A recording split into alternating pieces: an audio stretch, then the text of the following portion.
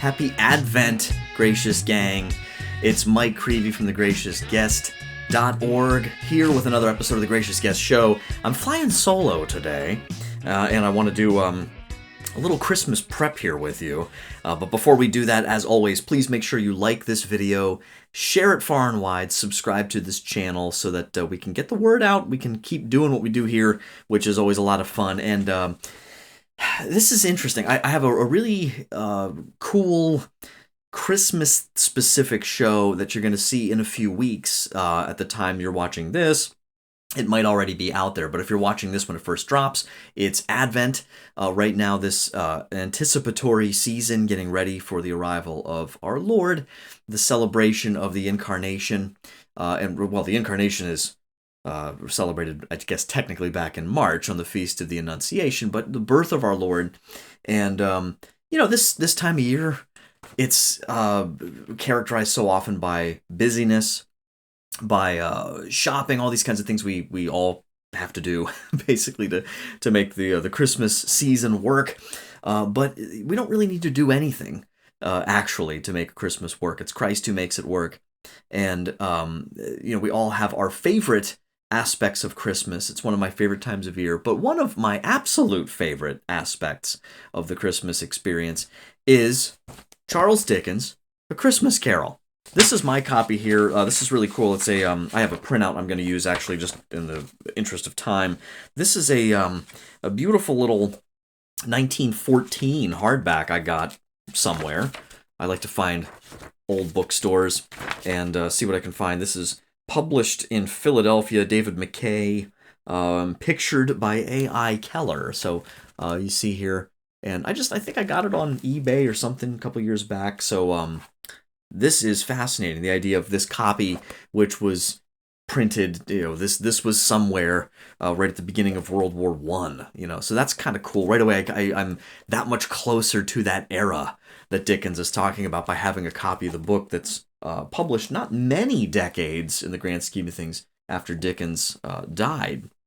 But I published last year, I put out this blog post through Homeschool Connections, and I've linked it below if you want to check it out. The title they put on it was 10 Christmas Carol Quotes to Stir Your Heart. I kind of billed it as my top 10 favorite Christmas Carol quotes. And this is it might be my favorite book outside the Bible in terms of it's tricky. I mean, Augustine's Confessions is probably my favorite outside the Bible, but just personally, I love it. I read it every year, and there's always something new, something enriching that I haven't noticed before or I forgot about, and I just wanted to share basically the content or the key here of some of this. And so my copy is only 130 pages, and I thought this would be nice to kind of, kick off here. So number 1, Scrooge's House. He lived in chambers which had once belonged to his deceased partner. They were a gloomy suite of rooms in a lowering pile of building up a yard, where it had so little business to be that one could scarcely help fancying it must have run there when it was a young house, playing at hide-and-seek with other houses, and had forgotten the way out again. I love that, right? What a hilarious image. And this is neat. It said, I would probably have spent a great deal of time attempting to describe the house's design features, number of windows, the paint colors. You're writing a book, you want to describe all this stuff. Dickens just comes up with this incredibly creative, unboring, and lively way to give this delightful image to us. The idea of bringing this house to life, this gloomy place, but it was a little house a long time ago. Next one, a matchless pun, miserliness. Okay. My dad loves this one too. Darkness is cheap, and Scrooge liked it. As he's walking up the house, this guy who's so seemingly irretrievably lost, right? He's stuck in this miserliness, doesn't want company whatsoever, not even the company of light. It's just, what an incredible line there. And it basically, when you think about it, Scrooge is essentially allergic to communion, with other people. And he's really kind of ceased in some ways to be a man at all. But I love that. Darkness is cheap, and Scrooge liked it. Number 3, more things in heaven and earth. Okay? The line from Hamlet. How is it that I appear before you in a shape that you can see I may not tell? Jacob Marley's telling Scrooge. I have sat invisible beside you many and many a day. It was not an agreeable idea. Scrooge shivered and wiped the perspiration from his brow. So Marley's ghost delivers that bone-chilling anecdote. It literally just made the hair go up on the back of my neck as I read it. I'm like, Marley around in here? Makes you think, right? There's so much more going on around us than meets the eye. Not less. There's more. In that line from Hamlet, right? That there are more things in heaven and earth than are dreamed of in your philosophies. I think that's in Act 3. I didn't look that up ahead of time. But to the reductionist, the materialist, it's just all we can see, what we can detect. No, it's not. There's a whole invisible reality. There are angels in this room right now, behind me and around me, around you. There are demons out there, that we have to protect ourselves from by invoking the Lord and His power and making sure we're in the right place spiritually, Number 4, the old phrase, ounces make pounds, right? Every little bit adds up. For again Scrooge saw himself. He was older now, a man in the prime of his life. His face had not the harsh and rigid lines of later years, but it had begun to wear the signs of care and avarice. There was an eager, greedy, restless motion in the eye, which showed the passion that had taken root, and where the shadow of the growing tree would fall. Beautiful. Sad, right? And it makes me think, as I read that, damnation doesn't happen like that most of the time, right? It's usually, as Augustine said, pondus meum amor meus, which basically means my love is my gravity. Like the thing that I plant myself in, the concerns that I make my chief concern, that's where I'm going to tend. Bishop Barron likes to point out the word worship has its etymology in worthship. Like, what do I put my ultimate worth in? Where do I aim at? Those are all very important things for us to consider. Scrooge's gravity, however, is his need to acquire, which might be said pandus meum avaritia mea. His obsessively, obsessively fortifies himself in this pursuit of gain, right? I think as his fiance says at one point, that you measure all things by gain. That old saying of someone who knows the cost of everything, but not the value, right? You know how to measure, how to count coins, but you don't know what anything's worth, really worth. Next one, number 5, Christ in me. As good as gold, said Bob, and better. Somehow he gets thoughtful sitting by himself so much, and thinks the strangest things you've ever heard. He told me, coming home, Tiny Tim, that he hoped people saw him in church because he was a cripple, and it might be pleasant for them to remember upon Christmas Day who made lame beggars walk and blind men see. Whew, I did it a little bit. I held it because I'm recording this. Rarely am I able to read that, even just silently to myself, and not weep. That took serious effort. So I don't know if you're a total sap, maybe like me, but it just leads me to this deeper consideration. People ask, like, why didn't Jesus heal all the lepers?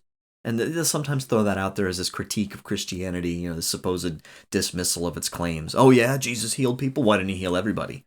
I mean, it's not a bad question, but I think it's not the right one.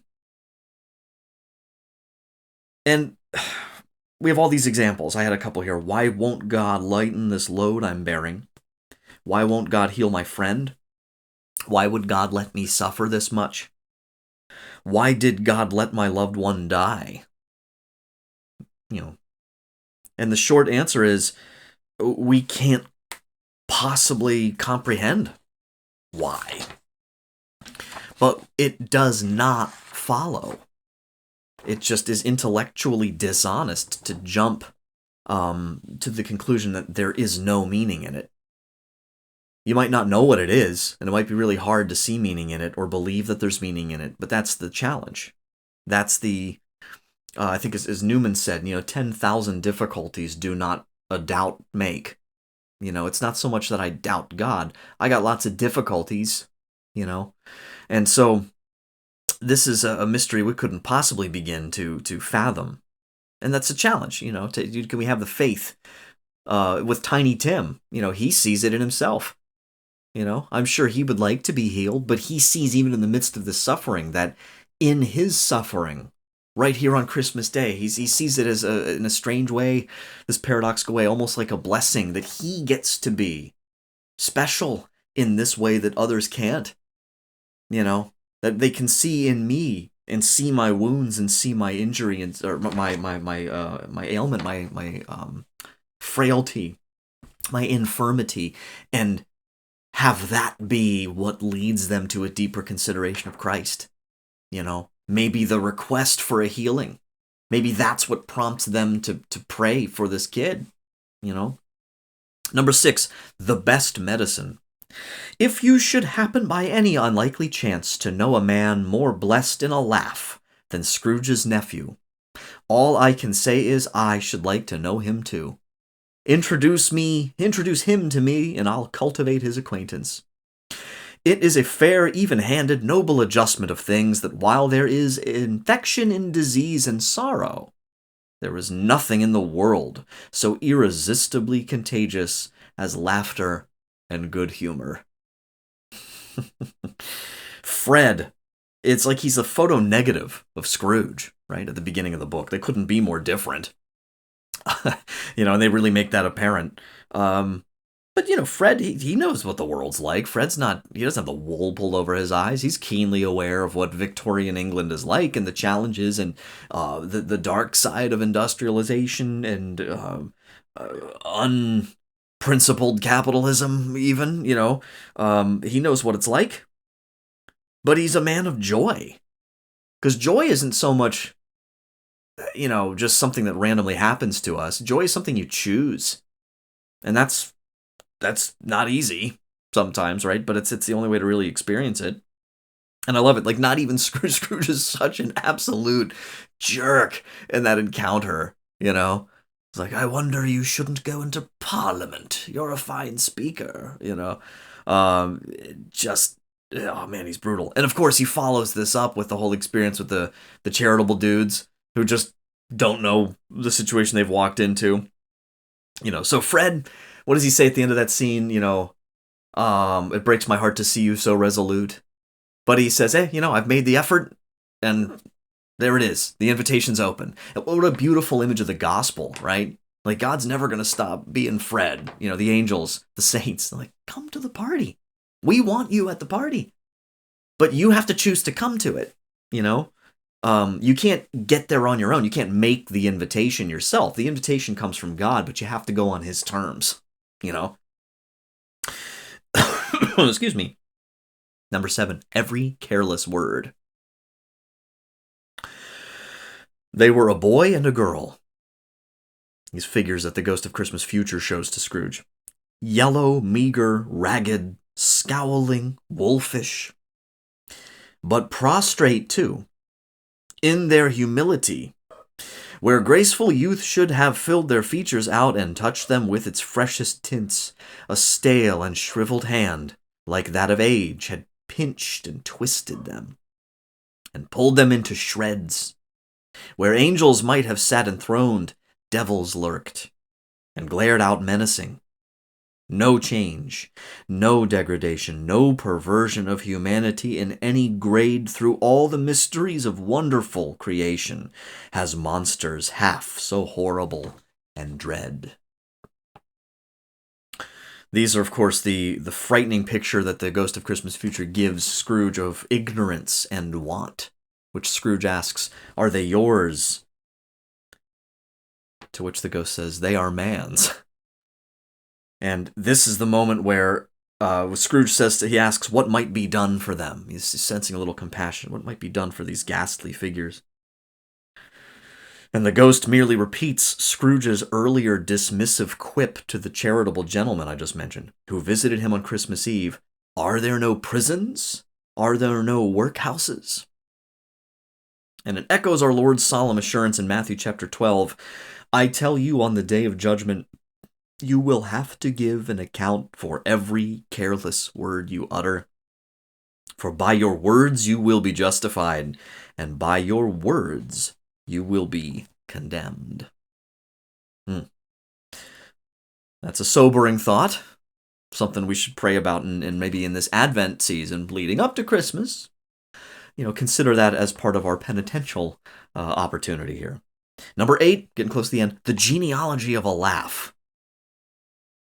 Really, this is, by the way, so after Scrooge has had his conversion moment, spoiler alert, this book came out, 160 plus years ago, so, you should probably have read it by now, but Scrooge has this belly laugh, this laugh that just kind of explodes out of him when he realizes the joy of this second chance, and Dickens writes, really, for a man who had been out of practice for so many years, it was a splendid laugh, a most illustrious laugh, the father of a long, long line of brilliant laughs.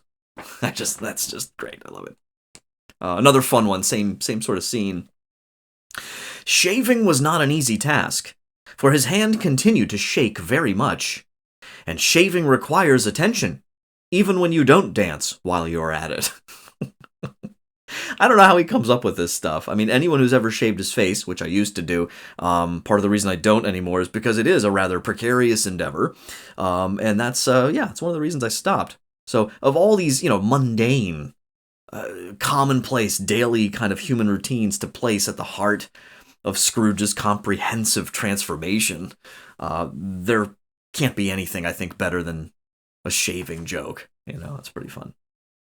And last but not least, communion. Scrooge says when he does show up to the party, "It is I, your Uncle Scrooge. I have come to dinner. Will you let me in, Fred?" I almost cried again.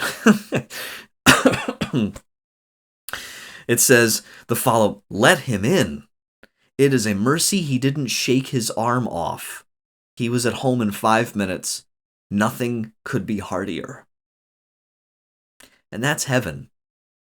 None of you, none of me, nobody, we're not going, if we're there, going to ever have the experience of God and the angels and all the other people there, like sipping claret and like looking out of the corner. Oh, he's here. Just barely made it. No. Everyone wants you there more than you want to be there. And sometimes that's really hard to accept because you know what you've done, and you know where you've been, and I know where I've been, I know what I've done, and there's a lot of things. There's so many things that should disqualify me from even being considered. And he doesn't care about that. He just wants you to show up. He wants you to say you're sorry and mean it and just accept his love. And none of us deserves it. I don't deserve heaven. You do not deserve heaven. Mother Teresa didn't deserve heaven. Saint Peter didn't deserve heaven. Even our Blessed Mother doesn't deserve heaven. It's absolute grace. It's absolute free gift of God. And he wants to give it to you. And he wants to give it to me and to give it to all of us. And so as you go through this Advent, or whenever you're watching this, we can always kind of relive Advent in a sense, if you're watching it in Lent, I still got the purple. It's the Death Star, but don't worry about that. I got this purple light over here to remind us of the penitential aspect of this. Ask him to forgive you, accept the invitation, and let's see each other there, okay? So God bless you guys. Thank you so much. Happy Advent. Get ready for a really Merry Christmas, and I'll see you later. Take care. Don't forget to wonder.